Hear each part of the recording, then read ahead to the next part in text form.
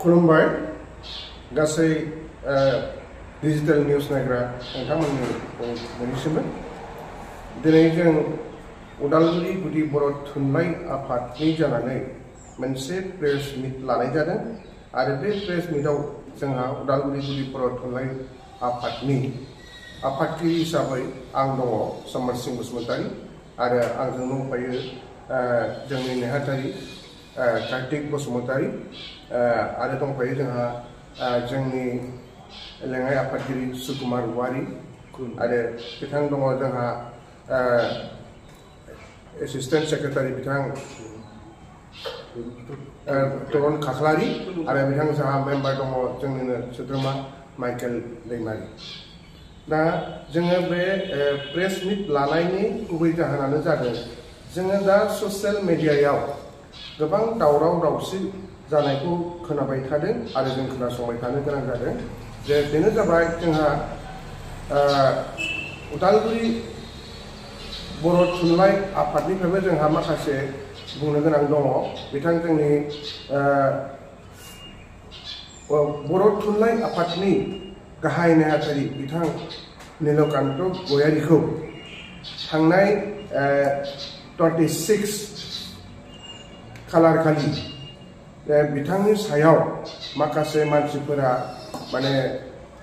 सोंखारिनाय एबा दम हरनाय लाइजाम गांसे हरनायनि खोथा जों खोनाबाय थादों आरो ससियेल मिडियायाव जों नुबाय थादों। दा बेखौ लानानै जोङो बिथां नीलकान्त गयारी गेदेमाया जोंनि उदालगुरि गुदि बर' थुनलाइ आफादनि सासे बिथाङा एडभाइजार लोगोसे बिथाङा उदालगुरिनिफ्रायनो गोबां खामानि मावनानै थांनाय।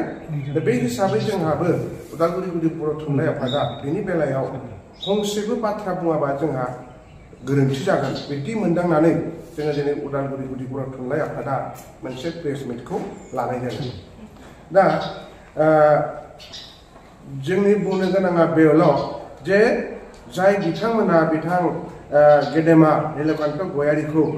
माखासे सोंखारिनाय आरो दम हरनायजों जि लाइजाम हरदों बे बाथ्रानि सायाव जोंबो साननानै नायदों आरो जोबोद दुखु मोनदों। दा लाइजामाव जों नायबाय फरायबाय बे लाइजामखौ हरदों NDP नाब्ला ग्रुप होननानै बिथांमोना बुंदों आरो सिगनेटरिफोरा जाबाय बिथां बि नायथाव आरो एन गला। दा बिथांमोना बिथां गेदेमा सेक्रेटारि बर' थुनलाइ आफादनि नीलकान्त गयारीखौ माखासे एकेबारे खोनासंथावै दाय हमनायखौ जों नुनो मोनदों। बेखौ जों जोबोद माने दुखु मोनदों। माने बिथांमोना बुंदों नीलकान्त गयारी बिथाङा लायनो एबसुनि एजेन्ट, उर्खाव गोरानि एजेन्ट, प्रमाद बर'नि एजेन्ट, कमलाकान्तनि एजेन्ट आरो रां जासुला बायदि बाथ्राफोरखौ माने बाहायनायखौ जों नुनो मोनदों। जों जोबोदनो दुखु मोनदों। आच्छा एबसुनि एजेन्ट माने माखौ होननाय जादों? एबसुआ जाबाय दुलाराय बर' फरायसा आफाद आरो बर' थुनलाइ आफादा जाबाय बर' हारिनि मोनसे गारजेन आफाद एबा सिनस्रि आफाद आरो बेजों लोगोसे दंफायो जोंहा इउथ फर्स एबा लाइमोन गोहो आबसु दंफायो। बेखौ नायोब्ला बाहाय सोरबा एजेन्ट आरो सोरनिबा खामानि मावदों बे बाथ्राया फैया। माने साहित्य सभाजों आरो बर' फरायसा आफादजों जयै खामानि मावखायो आरो दा जयै खामानि मावनायखौनो जुदि दाय जादोंब्ला बे साननाया बिथांमोननि जोबोद गोरोन्थि। बेनि उनावबो बुंबावदों उर्खाव गोरानि एजेन्ट, प्रमद बर'नि एजेन्ट, कमलाकान्तनि एजेन्ट। नाथाय जों साननानै मोनदों जे बे बाथ्राफोरा बोरै फैखो। जोंनि बुजिनायावथ' जे गासैबो जे उर्खाव गोरायानो जा, प्रमद बर'आनो जा, कमलाकान्तआनो जा गासैबो हारिनि खामानि मावनानैसो बिथांमोना बे लेभेलसिम सौहैदों। दा बे दिगाव सोरनिबा एजेन्ट, रां जासुला होननाय सोदोबफ्रा एसेबो खाब जायाखै आरो जोङो गोजोननाय मोनाखै। दा बेनिखायनो जोङो उदालगुरि गुदि बर' थुनलाइ आफादनि जानानै जों सोंखारिनो लुबैदों जे बिथांमोना मबे गियानजों मबे नलेजजों मबे जारिमिनखौ नायनानै बिथांमोना बिथां गेदेमा बर' थुनलाइ आफादनि सेक्रेटारि नीलकान्त गयारीखौ बेफोरबायदि रावजों दाय हमनाया एसेबो गोरोबनाय जायाखै होननानै जों उदालगुरि गुदि बर' थुनलाइ आफादा माने सानो आरो बिथांमोना फंसे बाथ्रा बुंबावदों नीलकान्त गयारीखौ जे नोंथाङा बर' समाजाव मा मावदों बेसेबां अबदान दं बर' समाजाव होननानै नोंथांमोना बुंबावदों नाथाय नोंथांमोना गोजाननि जानो हागौ नोंथांमोना बिथां नीलकान्त गयारीनि सोमोन्दै मिथियाबो जानो हागौ नोंथांमोना आं एसे फोरमायनो सानदों जे बिथां गेदेमा नीलकान्त गयारीया बर' थुनलाइ आफादनि सेक्रेटारिखौ बिथाङा ओरैनो मोनहैयाखै बे पर्यायसिम सौहैनो थाखाय बिथाङा ओरैबायदि हारिनि खामानि मावदों जाय नोंथांमोना माखासे दलिल दिन्थिनो सानदों बे दलिलानो जाहैबाय उदालगुरि गुदि बर' थुनलाइ आफादा मोनसे जोंहा माउथपिस दं खुगा लाइसि बे खुगा लाइसिनि मुङा जाबाय उदालगुदि बे उदालगुदियावनो बिथांनि रोखा रोखा खामानि मावनायफोरा गासैबो लिरनानै दङ आरो बिथाङा ओरैबायदि जादोंमोन जे उदालगुरि गुदि बर' थुनलाइ आफादनि बिथाङा 1999 मायथाइनिफ्राय 2002 मायथाइसिम बिथाङा 3 बोसोर गाहाय नेहाथारि बिबानाव थानानै माने थुनलाइनि हाबा मावनानै बर' थुनलाइखौ सिबिदों बर' हारिनि खामानिखौ मावदों आरो बिथांनि बे खामानि मावनाया बावनो जोबथायाखै आरो बिथाङा उदालगुरि बर' थुनलाइ आफादसिम सौहैदों बेबायदिनो उदालगुरि जिल्ला बर' थुनलाइ आफादनिबो बिथाङा माने 2005 मायथाइनिफ्राय 2010 मायथाइसिम 6 बोसोर बिथाङा उदालगुरि जिल्ला बर' थुनलाइ आफादनि माने नेहाथारि जानानै दंमोन बिथाङा 2005 निफ्राय 2010 सिम बिथाङा नेहाथारि बेनि अनगायैबो आरोबाव बिथांनि खामानि दामानि मावनायखौ नुनानै आरोबाव बर' थुनलाइ आफादा माने 2011 निफ्राय 2016 सिम बिथांखौ उदालगुरि जिल्ला बर' थुनलाइ आफादनि आफादगिरिनि मासियाव फज'नायसै दा नोंथांमोना बुंदों जे नीलकान्त गयारी बिथांखौ जे नोंथाङा बर' समाजाव बेसेबां अबदान दं दा बिथाङा रायजोनि मा खामानि मावदों होननानै नाथाय आं बुंगोन नैबे जिथु दोनस्रि थान्दै उदालगुरि जिल्ला बर' थुनलाइ आफादनि बे जाबाय माउथपिस खुगा लाइसि बे खुगा लाइसियाव बिथांनि दलिल प्रमाणफोरा दङ नोंथांमोना मिथिया जानो हागौ नाथाय बेफोर दलिलाव रोखा रोखा लिरनाय दं बिथाङा बर' थुनलाइ आफादनि जानानै बेसेबां बोसोर गुदि बर' थुनलाइ आफादनि आरो जिल्ला बर' थुनलाइ आफादनि खामानि मावबोदों दा बेबायदि हिसाबै बिथाङा ओरैनो माने मिरु गुदि बर' थुनलाइ आफादाव सौहैयाखै बिथाङा थोंजोङै बेकदरजों थांनाय मानसि नङा बिथाङा गुदि बर' थुनलाइ आफादाव बेसेबांबा बोसोर हाबा मावदों आरो उदालगुरि जिल्ला बर' थुनलाइ आफादाव बेसेबांबा बोसोर थुनलाइ आफादनि खामानि मावनानैसो बिथाङा मिरु बर' थुनलाइ आफादसिम सौहैदों दा बेबायदि सासे गोसो गुदुं मावथि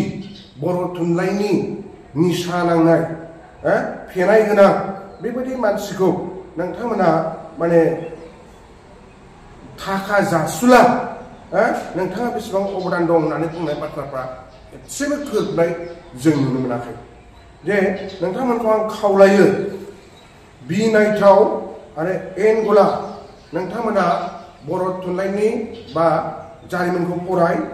एबा जोंनि उदालगुरिनि खुगा लाइसिफोरखौ बिजिरनानै नाय बिथां नीलकान्त गयारीनि हाबा मावनायफ्रा बेफ्राव रोखा रोखा दङ दा जों बेखौनो खावलायनो लुबैयो जाय मानसिया मिरु थुनलाइ आफादाव सौहैनानै गावनि उद्यमजों गोसो गोथारै बर' थुनलाइखौ सिबिनो आवगायलांदों बेबायदि मानसिखौ खाबु होनोसो नांगौ होननानै जों सानो, सुबिदासो होनांगौ होननानै जों सानो। दा बेखायनो जाय बिथांमोना दिनै बिथांखौ दम होनानै गाज्रि दाय हमनानै सोंखारिदों, बिथांमोना बेनि थाखाय गोजानाव थानांगौ। आरो जोङो खावलायो जे सरकारा, बिटिसि गभर्नमेन्टआनो जा बा सोरबा आसाम गभर्नमेन्टआनो जा, बिथां दायनिगिरिफोरखौ हमनानै साजा होनाया गोनां होननानै जों सानो। जुदि बिथांमोना बर' थुनलाइखौ मोजां मोनग्राबा, बर' हारिखौ सिबिग्राबा, बर' हारिनि खामानि मावग्राखौ बिथांमोना मानो अनसायनो रोंलिया? जे जों सानो जे बे बिथांमोना दाबो सम दङ, नोंथांमोना दाबो सिखार जानानै जोंना गोरोन्थि जाबाय एबा निमाहा बिनानै जुदि गोरोबलायनायाव फैयोबा साबसिन जागोन होननानै जों उदालगुरि गुदि बर' थुनलाइ आफादनिफ्राय नोंथांमोनखौ खावलायहरदों। मानोना सासे मानसिया एसेबां उद्दमजों थांदोंमोन हाबा मावफुबाय थानाय समाव, बेबायदि नोंथांमोना गाज्रि राव बाहायनानै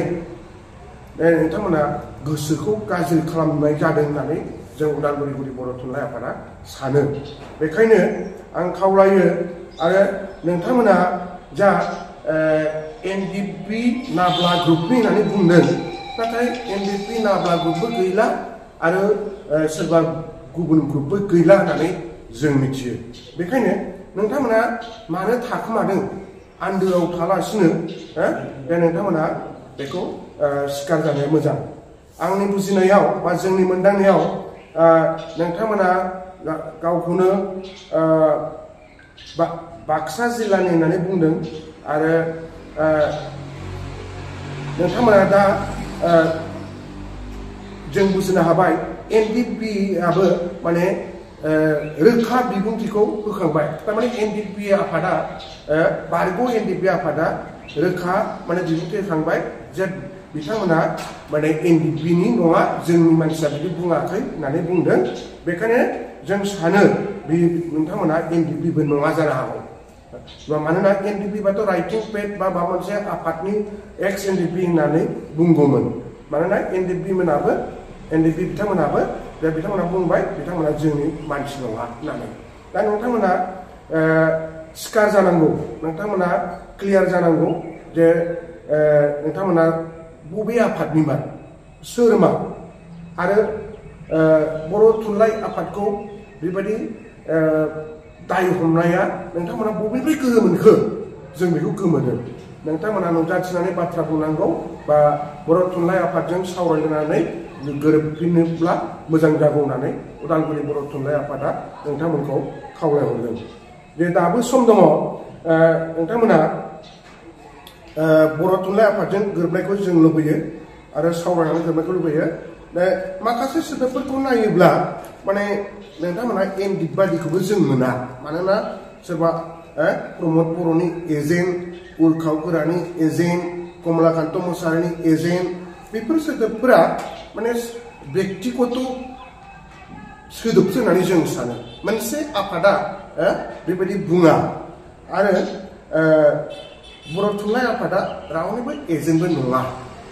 बेखायनो नोंथांमोना बर' थुनलाइ आफादनि गाहाय नेहाथारि बिथांखौ सोंखारिनानै दम हरनाय लाइजामखौ हरदों, बेनि थाखाय नोंथांमोना दायनिगिरि होननानै जों उदालगुरि गुदि बर' थुनलाइ आफादा सानो। आरो नोंथांमोना माने जुदि हारिखौ मोजां मोनमारोबा, हारिखौ सिबिमारोब्ला नोंथांमोना गावनि गोरोन्थिखौ सिखार जानानै निमाहा बिनाया गोनां होननानै जों सानो। नंगौ, जोङो बर' थुनलाइ आफादजों गोबावसै लोब्बा थानाय हिसाबै, फिसा फिसौ खामानि मावनाय हिसाबै जोंबो बर' थुनलाइ आफादनि बेबायदि मावथिनि सायाव बेबायदि एसे गाज्रि रोखोमै बुंनाय नुयोब्ला, खोनायोब्ला, लाइजाम हरनाय नुयोब्ला जोंबो दुखु मोनो। बर' थुनलाइ आफादनि गुदि लेभेलनि मावथिब्लाबो बे जा आफादगिरि बिथाङा बुंखाबाय जे दा बे जाय बिथांमोनहा माबा होदों, अजद दैखांदों जोंनि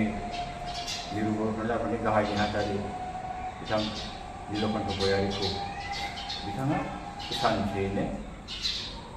गाहाय नेहाथारि बिफानखौ मोनाखै गोबां सम बेबायदिनो बर' थुनलाइ आफादनि खामानि मावनायनि उनावसो बिथांखौ बेबायदि माबायाव मासियाव थिसननो हादों बा बिथाङा बे मासिखौ लानो हादों मोननो हादों। दायो बिनि माबाखौ बे बिथाङा जाहा आफादगिरिया बुंखाबाय थेवब्लाबो आङो नै दाख्लैसो जों मावनाय बिथां नीलकण्ठ गयारीजोंनो मावनाय बे हाबाखौ आं बुंनो हास्थायो। बे जाहैबाय दाख्लै 2021 मायथाइयाव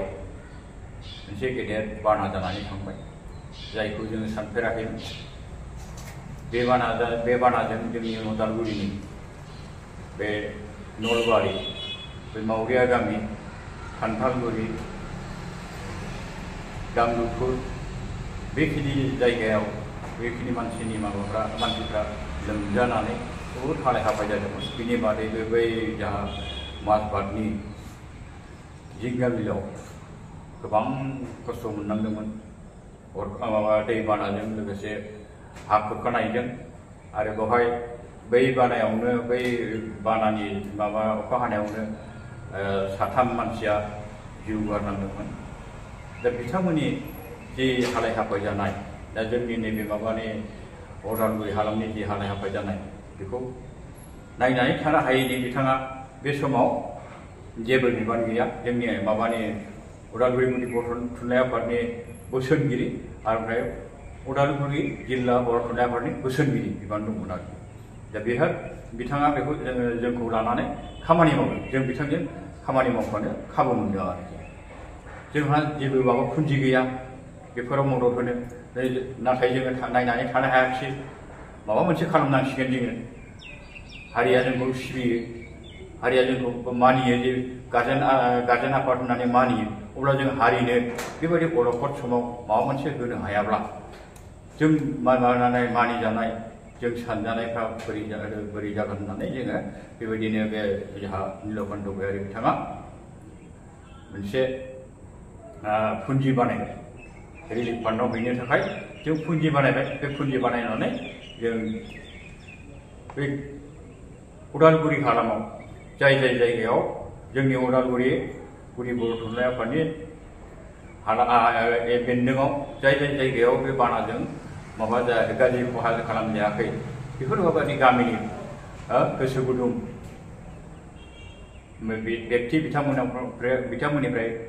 फैसा खांबाय आरो ओमफ्राय जों हानायमानि रायजोफोरनिफ्रायबो जों खांनानै जि मोनदों बेखौ जोङो गासैबो नैबे मावरिया गामि नैबे नलबारि उदालगुरि नलबारि ओमफ्राय बे खान्थालगुरि आरो बै दांदुफुर ओमफ्राय मोनसे बै दंबायो जोंहा मा होनो बेखौ दांदुफुरनि ओरैहाय बे मोनसे गामि बाव आरोखि खाथियाव बिसोरनो जोङो होदों खांनानै मोननायखौ 10,000 होदों आरो ओमफ्राय नैबेहाय मोनसे ओरैनिफ्राय खान्थालगुरियाव आरो एसे जाबावबाय मोनसेनो मोनाखिसै बेवहायबो जों सानदोंमोन मोनसे माबायावनो दंजोबो मोनसे शिबिरावनो बा मोनसे आश्रयावनो दंजोबो बेबायदि होननानै होनाय जादोंमोन। होखांनायनि उनाव मिथिबाय जे बेवहाय मोनसे थालांबाय बेखौबो जोङो एखेबारे खांफिनलायनानै होदों आरोखि 5,000 होनो हादों आरोखि बेबायदि मावदों। बेबायदि बिनि सिगांबो माजबाटआव जेब्लानाखि बर' आरो आदिबासि बा सावथाल बेजों जाबाय दाङाबाजि जाबाय न' सावलाय जाबाय बेवहायबो जोङो बुथ उइल मिसन जानानै बिथाङानो दैदेनदों बिथांनि खिथुजों थांफादों ओमफ्राय जों बेवहाय जोंनि बर'निफ्राय थादों ओमफ्राय सावथालफोरनिफ्राय थांदों आदिबासि ना मा होनो बिनिफ्राय थादों बेवहाय थानानै जोङो बेवहाय थाङै जों बिसोरजों देखा सेखा नुजाहैदों बादायाव थांदों बादायाव नायदों बिसोरनिफ्राय रिपर्ट लादों रिपर्ट लानानै जों बिसोरनि मोजांनि थाखाय बिसोरखौ नायनांगौ होननानै जों सरकारखौबो बेबायदिनो नारसिननाय जादों बेबायदि आरोखि बेबायदि जों खामानिखौ मावबोदों गोसोआव दं जोंहा बेबायदिनो दा बेबायदि मावनायाव जुदि सासे मानसिया बेबायदि बुंजायोब्ला अब्ला निश्चय गोसोआ बायनो हागौ लोरबां जानो हागौ एसेबां मावनानैबो गावनि न'नि खामानि गावनि न'खरनि खामानि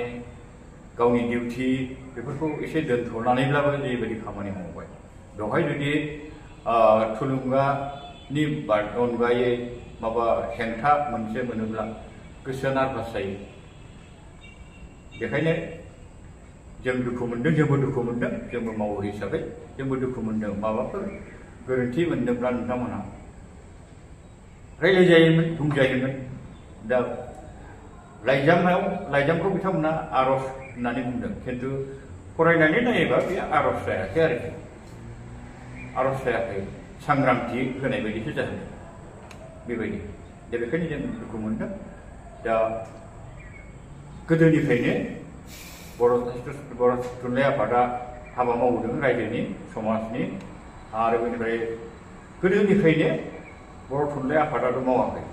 बर' थुनलाइजों आफादजों लोगोसे जोंहा नैबे दुलाराय बर' फरायसा आफाद